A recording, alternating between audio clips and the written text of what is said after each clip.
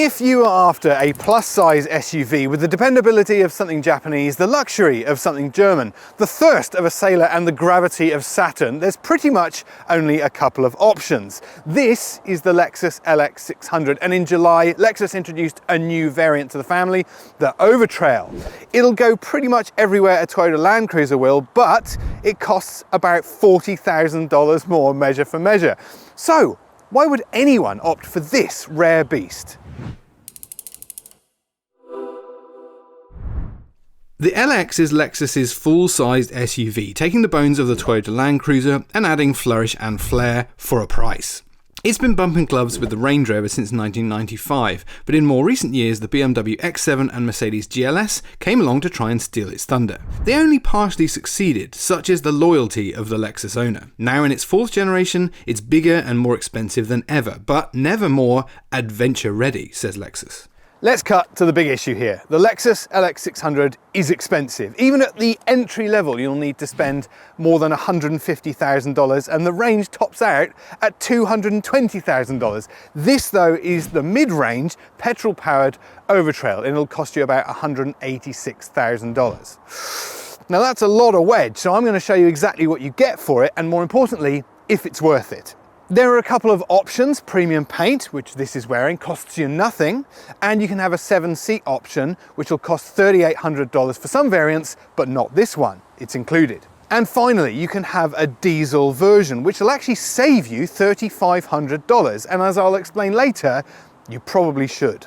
Lexus frequently finds itself at the top of the customer satisfaction charts, and for good reason. Not only does its dealership experience rank highly, every Lexus is offered with a 5-year warranty and cap price servicing. Service intervals, however, are just 6 months, which is much more frequent than the average. Under the bonnet of this particular LX 600 is a 3.5-litre twin-turbocharged V6 petrol engine, which produces 305 kilowatts and 650 newton meters. It's bolted to a 10-speed automatic transmission, and that in turn is bolted to a proper four-wheel drive system. Lexus says this car will do 0 to 100 in 7 seconds, which is pretty impressive for such a big, heavy thing. But you don't get something for nothing, and the cost comes in fuel consumption. 11.9 litres per 100 kilometres, says Lexus, but, spoiler alert, I'm getting nowhere near that. The new Overtrail is marketed as the most adventurous of the LXs, but in reality it's very similar in specification to the Sports Luxury and F-Sport. It gets Toyo open country all-terrain tyres on smaller 18-inch wheels and unique bumpers. The remaining differences are just aesthetic. Perhaps you have certain expectations when it comes to the cabin of a Lexus, and if you're expecting high quality, luxury and comfort, then you're definitely not going to be disappointed in the LX 600.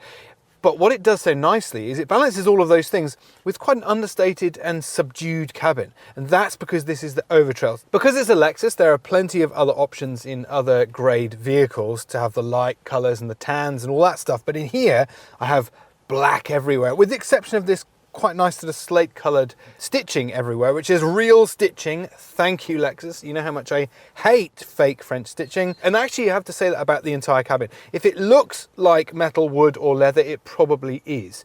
So this lovely black open pore wood trim just looks classy and feels really nice. It's not too over the top. Really, really good. High quality materials everywhere, even bits where you wouldn't ever touch.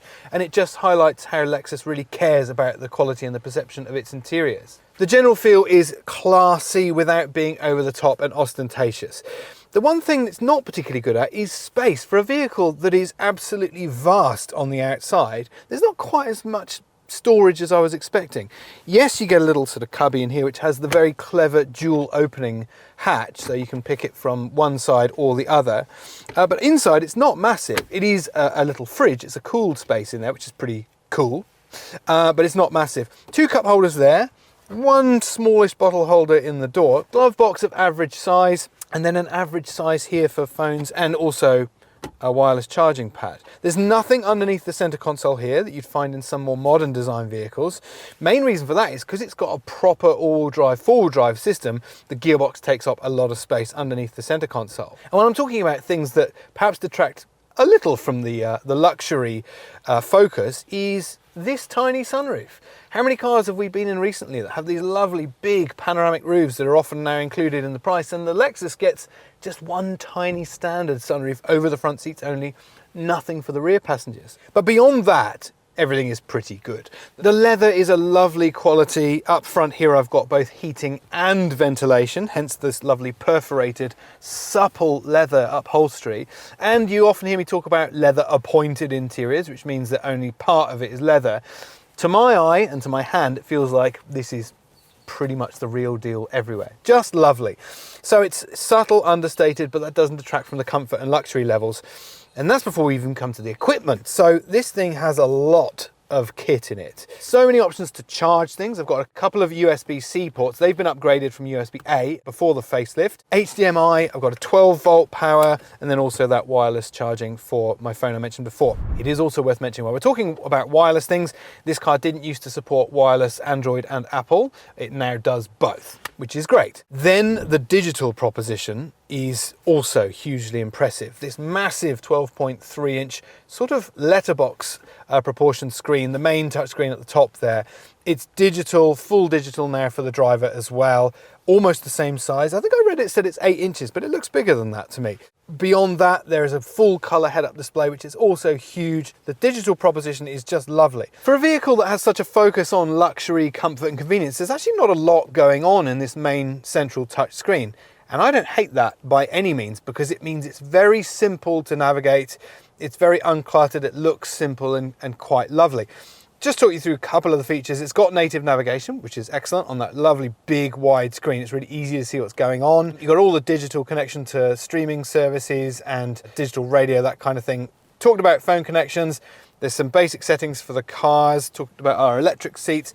All of that stuff that you'd expect to find in the central touchscreen is there. But when it comes to the applications, or that little tile page, there's not a lot going in there. So you can add tiles to it with your various applications. First of all, that's good. Beyond that, it's a bit quiet.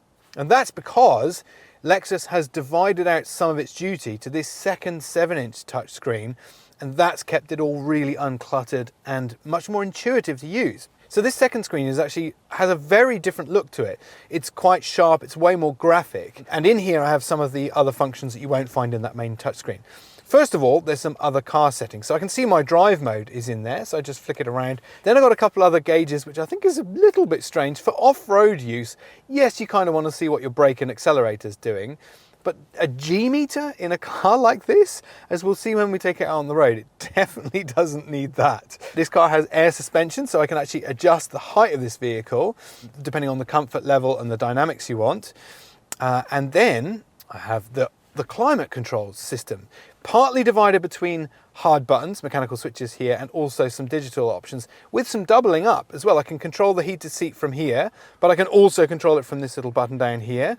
There's a couple other climate options in here. I can change where the air is distributed, whether it be up to the windscreen or more to the passenger. And then there's a couple of options as well. So Nano X is Lexus's own proprietary system for, I think it ionizes the air and controls humidity. So again, all focused around comfort and the occupants. And then I can divide that screen from front climate control through to rear climate control. Wait until I show you what's in the back there. There's tons going on. And then there's actually another thing you can do, which I really like, is this. Lexus has Climate Concierge. That basically takes climate control to another level. Climate control is zoned, but what Climate Concierge does is it maximizes what the occupant wants depending on the circumstances. So if you get in the car, engine stone cold, and you want it to be nice and warm, it will maximize the heating through the steering wheel and the seats until the engine comes up to temperature when it can use the actual air blower system, and vice versa for when it's cold. So it's a really clever way of maximizing the comfort of the occupants using all of these, I think up to 19 sensors in the car to work out what's going on. Then you also have your other hard buttons for controlling things like the drive modes, the off-road options. I'm actually not going to take this car off-road today for a couple of reasons. Firstly, if it borrows a lot from the Toyota LandCruiser, as it does, I can almost guarantee it's going to be excellent off-road. And secondly, I challenge anyone who's going to buy this Lexus and actually do some serious off-roading in it.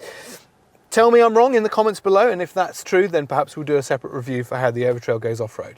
With the 2025 update, Lexus's Safety System Plus was upgraded to include improved pre-collision AEB, which can now detect cyclists and motorcyclists at night, as well as vehicles at junctions. There's also a safe exit system to warn occupants of approaching vehicles. There's a bit of a recurring theme happening here. For the size and scale of the LX600 on the outside, it doesn't necessarily translate to huge amounts of space on the inside. Don't get me wrong, it's very comfortable back here, but when you look at how much knee room and headroom I've got, I'd say there's probably more in something like the second row of a Hyundai Santa Fe. It's comfortable. I've got adjustment for the seat back, which is great, but it doesn't roll, so I can't adjust my knee room. And you do sit quite nice and high, which is good. It makes it feel like you've got a great view of the surroundings. And with the overall height of this vehicle, if you like a car that you sit high and above the road, then you'll love it in the second row of the Lexus. But as I say, not a massive amount of space. Tiny door pockets down here. I do have my center armrest with pop-out cup holders, but it's not as huge and capacious as I was hoping for a vehicle of its exterior dimensions. There is lots of luxury though. There's plenty of ways to make up for it. I've got sun blinds on the doors. I've got speakers in the door. I've got one in the ceiling that connects me to that Mark Levinson sound system, which I still think is the best in the game. And this dedicated climate control panel down here with a digital display. I can control all the fan speed, the temperature, and I've also got heated and ventilated seats back here. So it is a very comfortable place. And if that wasn't enough, I've got this cool little pop-out panel with a couple of USB-Cs and another 12-volt power socket in there. So it's luxurious, it's comfortable, but if you're after outright space in a second row, there are vehicles that do better. At the back of the Lexus LX600, you will find a huge electrically operated tailgate for accessing an equally huge boot. But I can't tell you absolutely everything about this boot because Lexus doesn't really talk about its full capacity. It will tell you, with 7 seats fitted, optionally, you have 172 litres behind that third row, which is not huge, but about average. And it will tell you that with all the seats folded, you have about 2,000 litres of capacity. But it doesn't say how much you have with just the second row in place. But I've had the tape measure out to try and work it out. So with about 1.3 meters across, 1,100 deep and about a meter tall, this boot, without the 7 seats in, is about a cubic meter, which is absolutely vast. There's lots of other options to play with in here, loads of tie downs, heaps of places to put things. 220 volt plug-in here for high power options. You've strangely got the cup holders from if you had the 7-seat option here, which this doesn't. And then underneath the boot floor, you've got lots of other Lexus branded goodies, like a first aid kit, nice bags for your tools, and even this little kit, which has got a little kneel pad and some gloves in there for if you're changing a spare wheel. Speaking of spare wheels, underneath that boot floor you'll find a full-size 18-inch wheel with one of those lovely Toyo knobbly tyres fitted to it. So at least some of that cash is going towards heaps of practicality and space. The Overtrail is intended for the path less trodden, and even other versions of the LX600 are battling physics when it comes to the sealed road. So please don't expect a sports car when it comes to the driving experience. The LX is more about taking it easy. There are a couple of things with this car that might try to fool you into thinking it's some kind of sports SUV. The first thing is that engine. It's 3.5 litre, it's got a pair of turbos, it makes 305 kilowatts and a decent amount of torque as well. But this is not a sports SUV. And the other thing which might try and catch you out is the steering. It's quite fast and light. And although it does a really decent job of telling the front end what to do, it's not exactly sprightly or sporty. No, what this car does is a lot more like what Bentley and Rolls-Royce try to do. Power is all about comfort, not speed and bragging. So that V6 petrol engine at the front is a really lovely unit. It's very smooth, and what sounds you can hear are all really nice. The sounds you can't are a lot of road noise. It's very quiet in here, mostly thanks to double glazing in the front windows up here. But the one noise I can get is a fair bit of wind coming around that sunroof aperture and a little bit around the door mirrors. Otherwise, it's extremely quiet in here and very relaxing. And a real notable mention has to go to those Toyo all-terrain tyres, which define the Overtrail. And as you can see, over some of these roads where there are a few potholes and there's a bit of damage caused by trees and water and adverse weather. The ride of this thing is really fantastic. It feels a bit like a LandCruiser that's gone on a program to make it a little bit more chilled out and relaxed. Air suspension absolutely helps a lot, and I'm suspecting Lexus has tuned this chassis specifically to its own requirements.